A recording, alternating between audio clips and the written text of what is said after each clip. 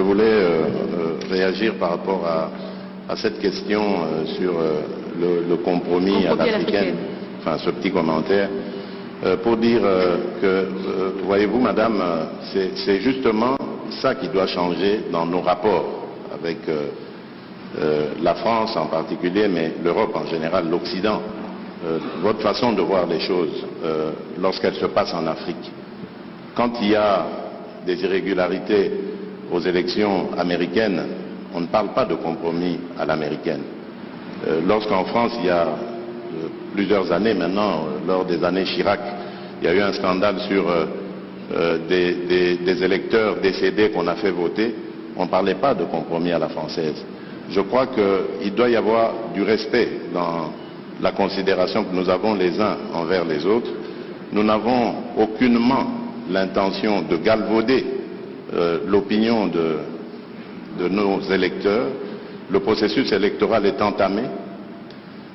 Nous avons tiré suffisamment la sonnette d'alarme pour dire que s'il y a risque de dérapage, ce n'est pas à cause des autorités du pays ni des responsables de la CENI, c'est simplement dû au fait que nous sommes un pays agressé par le Rwanda, l'agression à laquelle d'ailleurs a fait suite un déplacement massif de population, d'électeurs, qui pouvaient être en ce moment en train d'être enrôlés, mais qui malheureusement ne peuvent pas à cause du fait qu'ils sont loin de leur base.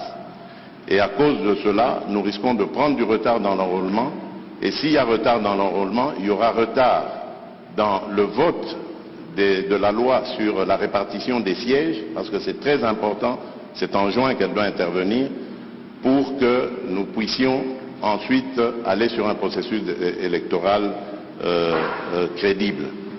Sans cela, jusqu'à ce stade, je ne sais pas comment nous allons nous y prendre. Est-ce qu'il faut stopper le processus d'enrôlement des électeurs en attendant que la paix revienne, avec le risque que cela impacte sur le respect du calendrier, ou faut-il continuer le processus en ne prenant pas en compte les populations nombreuses de déplacés de guerre? C'est ça qui peut poser problème. Et si demain, nous allons aux élections dans des conditions difficiles, vous parlerez de compromis à l'africaine, alors qu'aujourd'hui, ces mêmes Africains sont en train d'attirer votre attention sur cette ignoble et injuste agression due au fait du Rwanda, et demandons même des sanctions. Personne n'en parle. Voilà ce que je voulais apporter comme précision pour dire, ça aussi, ça doit changer dans la manière de coopérer avec la France et l'Europe.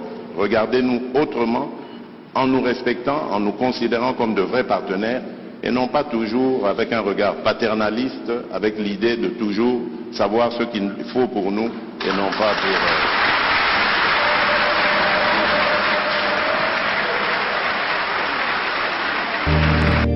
Faki, fils d'Abraham.